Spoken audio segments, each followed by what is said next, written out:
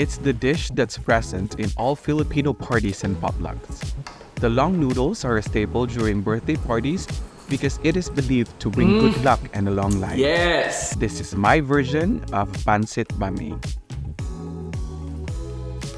The best pancit that I've tried in my life is the Pancit Bam-I from my Auntie Sunny.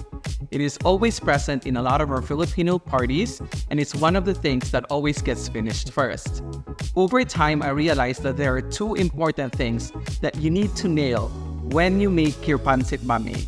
First is the texture of the vegetables and the proteins in the dish, and second is the flavor of the broth that you make the pancit with. Today, I am going to share with you the tips and tricks that I've learned along the way, and I will help you make the best version of your Pancit Bam-I. Let's get started. The best pancit starts with the best broth, so we're making a homemade version. I'm peeling 20 pieces of Langostino shrimps with the head on, and they are naturally red even when they're still raw. You can also use any kind of shrimp, but get the ones with the shell on. I got this from Seafood City and it called my name, so we're using it in my pancit. To my Western friends, please don't be scared of the shrimp heads. They're literally dead, okay? And the shrimp heads are packed with so much flavor. It's a non-negotiable in my books.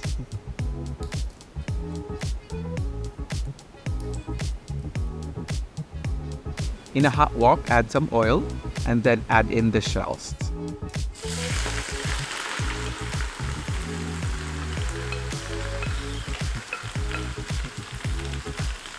I like to sear it before adding water because I find that it intensifies the shrimp flavor in the broth.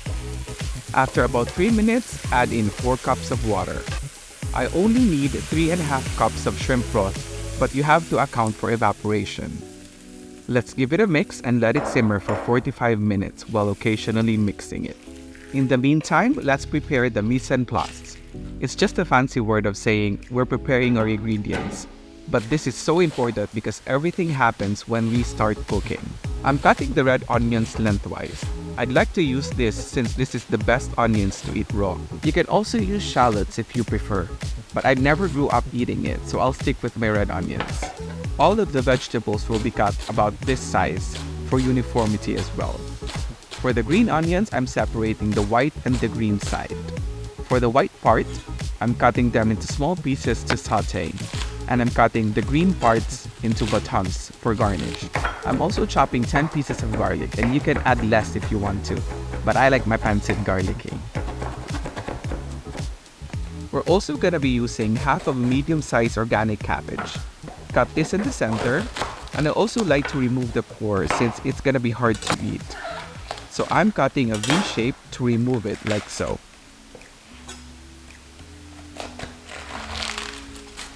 Then cut it in the middle once more, and then cut them thinly so it'll be the same length and size as the red onions. Put it in a large container and rinse it later. Make sure you remove all the dirt. I also want to add in 1 medium-sized red bell pepper for its sweetness and color.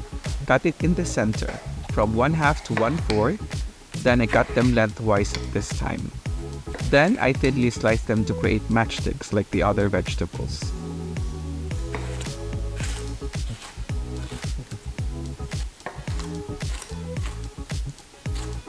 Let's put it in a container and set it aside. Next is the lapchong, or Chinese-style sausage. I need 4 pieces of these and I cut them diagonally so that I get more surface area with each bite. Let's put it in its own container and set it aside. I also bought this 10 ounces pre-washed and ready-to-eat shredded carrots. It just makes your life easier. Also, this pre-washed and ready-to-eat snow peas. What's great about these veggies are not just that they are pre-washed and ready to eat, but also they have the perfect texture now. This is also the Sotanghon bread I used.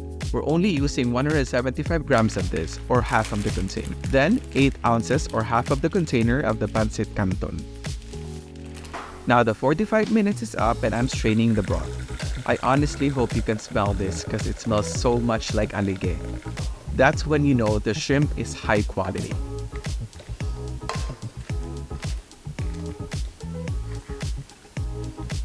Then it's finally time to cook. I forgot to film this part, but I'm adding 4 pieces of diced boneless chicken thighs. The thighs are better in this because they hold so much flavor and moisture compared to the chicken breast. Spread it in the wok and add salt and pepper and let it sear for 3 minutes.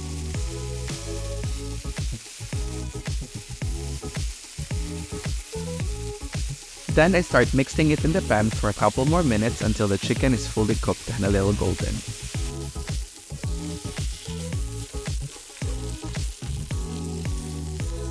Then we set it aside and add more oil to the pan.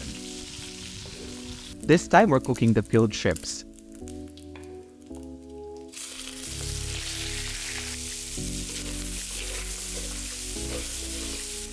Add in salt and pepper, and when it's curled up like this, it's cooked. Set this one aside as well. Then more oil. Add the white portion of the green onions, then the garlic, then the Chinese sausage. Then, when the garlic starts to look golden, add the 3½ cups of your homemade shrimp broth.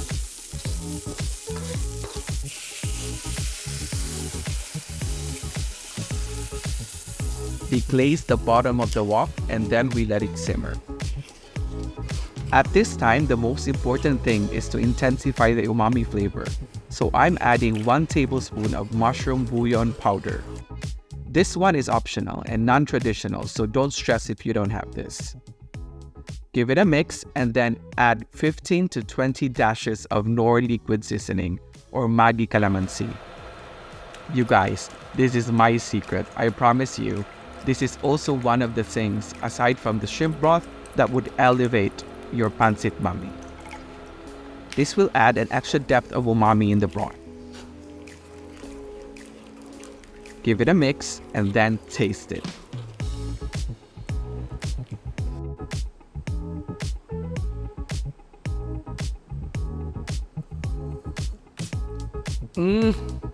Yes! I needed to adjust the seasoning, so I'm adding 2 tablespoons of soy sauce.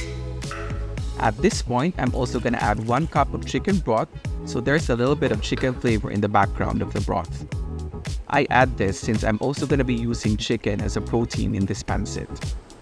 Then, give it a mix and try it again. It's really good. Now it's time to add the noodles. I'm starting with the Canton. The Canton needs to cook for 6 minutes for it to be al dente. So after I submerge it in the broth, I start a timer. I make sure all of the noodles get the chance to get some of that flavor from the broth. Give it a mix and then let it cook.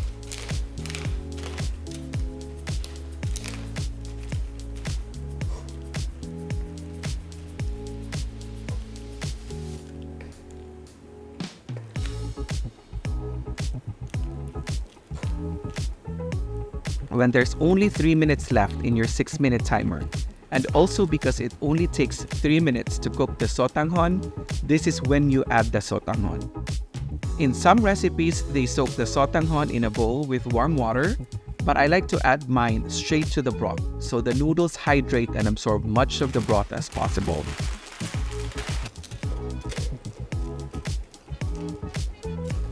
This is why it's so important to nail the flavor of the broth. I submerge the Sotanghon to the broth, and it only takes a minute for it to absorb most of the broth. Make sure you mix all of the noodles at this time to make sure all of it has a chance to take in that flavor.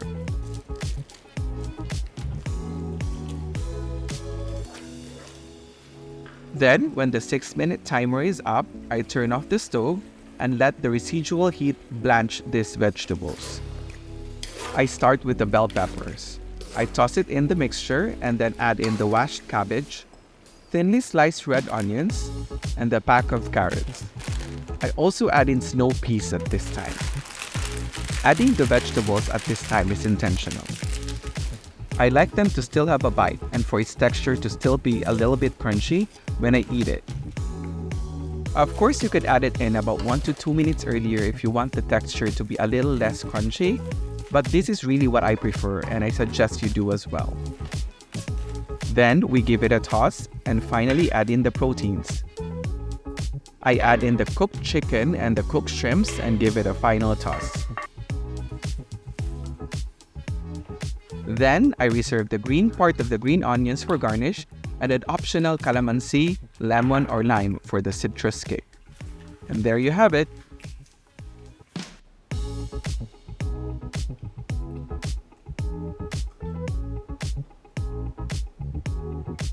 So what's good about this pancit is that you can really taste the shrimp even when you're eating the sotanghon. And the textures of the vegetables and the protein is just perfect, you know.